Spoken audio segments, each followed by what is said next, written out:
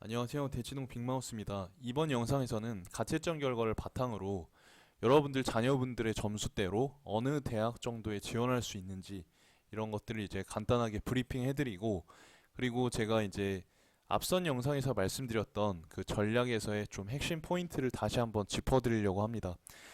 자, 시작해 보도록 하면, 지금 서울대 같은 경우는 역시 인문계열에서 286점대로 좀 최상위권 점수를 요구하고 있습니다.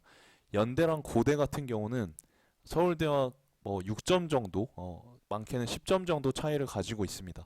연대 고대는 비슷하기는 한데, 연대 같은 경우는 상대적으로 수학과 국어 비율이 비등비등한 반면에, 고려대 같은 경우에는 연대에 비해서는 수학 비중이 조금 높기 때문에 수학을 잘 본 친구들은 고려대 쪽을 고려해 보시면 좋을 것 같습니다. 이런 식으로 이제 그 각 대학별로 비슷한 레벨에 있는 대학이지만 이제 반영 비율이 조금씩 차이가 있기 때문에, 그게 어떤 그 본인의 성향과 좀 잘 맞는 대학을 미리미리 파악을 하셔가지고 지원하시는 게 그 무엇보다 중요할 수 있겠습니다. 그다음에 서서원 같은 경우는 연고대에 비해서는 점수대가 한 10점에서 15점 정도 차이가 나고 있는 걸 확인할 수 있습니다. 지금 서강대 같은 경우에는 조금 이제 이과생들의 교차 지원이 좀 성대나 한양대에 비해서는 조금 더 두드러질 것으로 예상이 되니까 참고 부탁드리고요.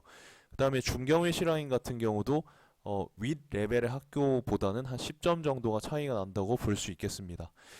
제가 지난 영상에서도 말씀드렸듯이 어떤 대학에 대한 전략을 수립하실 때는 단순히 대학 레벨이나 이런 것들만 고려하지 마시고, 자녀분이 이제 정말로 뭘 원하는지, 어떤 공부를 하고 싶어 하는지, 그리고 미래의 진로는 뭐를 선택할 것인지, 그리고 정말 어떤 교수님께 배우고 싶을 것인지를 미리 자녀와 함께 잘 상의를 하신 다음에 전략을 수립하시면 정말로 좋은 어떤 전략이 나오지 않을까 생각합니다.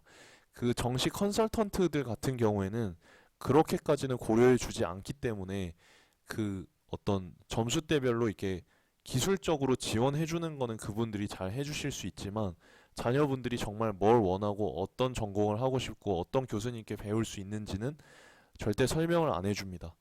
그런 컨설턴트가 있다면 뭐 정말 대박을 칠 것 같습니다만, 그래서 이제 부모님들께서 자녀분들과 미리 그런 작업들은 좀 해주시고, 요렇게 해주시는 게 좋죠.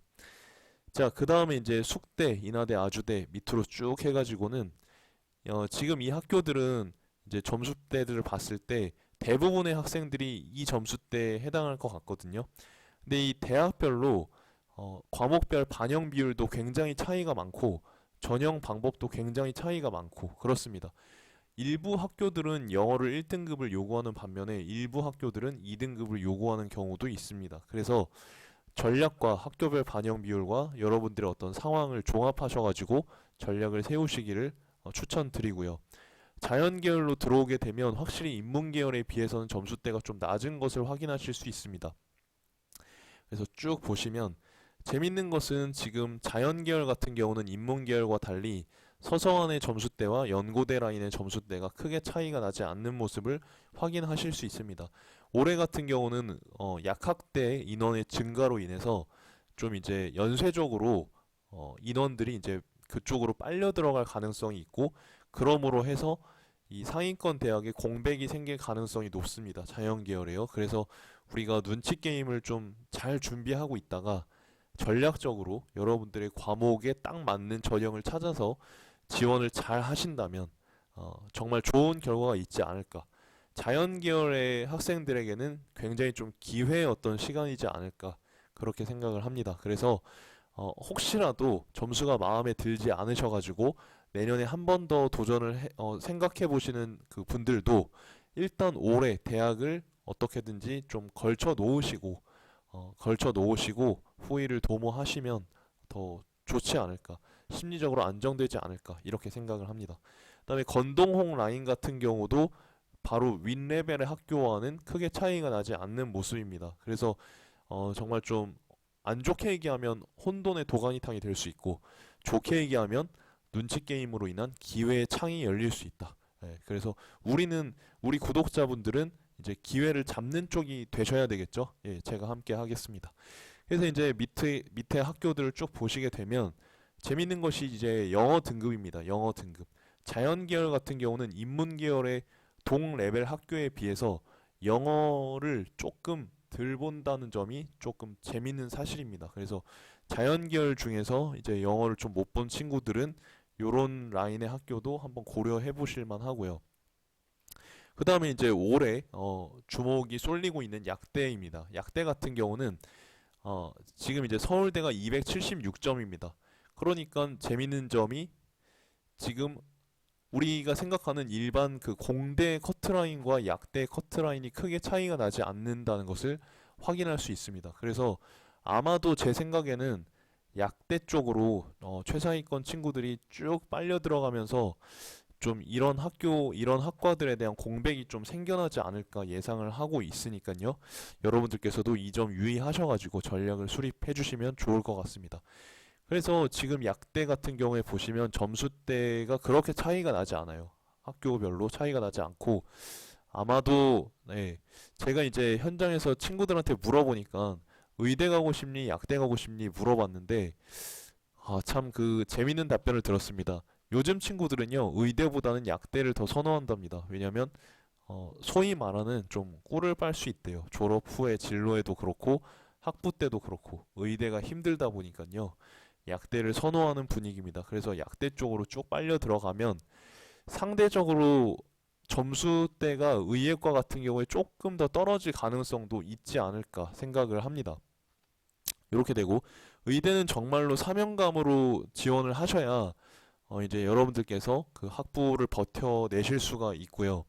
그래서 정말 뭐 남들이 다 가니까 혹은 내가 점수가 이번에 엄청 잘 나왔으니까 의대를 한번 지원해 볼까? 뭐 이렇게 생각하시면 막상 가셔가지고 굉장히 그 힘드실 수가 있습니다. 그래서 만약에 이제 점수대가 굉장히 잘 나오신 친구들이라면 그 슬기로운 의사생활 뭐 이런 어떤 그 메디컬 드라마도 한번 보시고 좀 이제 의사 생활에 대해서 구체적으로 한번 생각도 해보시고 유튜브에서 현역 의사분들의 어떤 영상도 한번 보시면서 내가 정말 사명감을 가지고 할 수 있을지 고려를 해보시면 좋을 것 같습니다.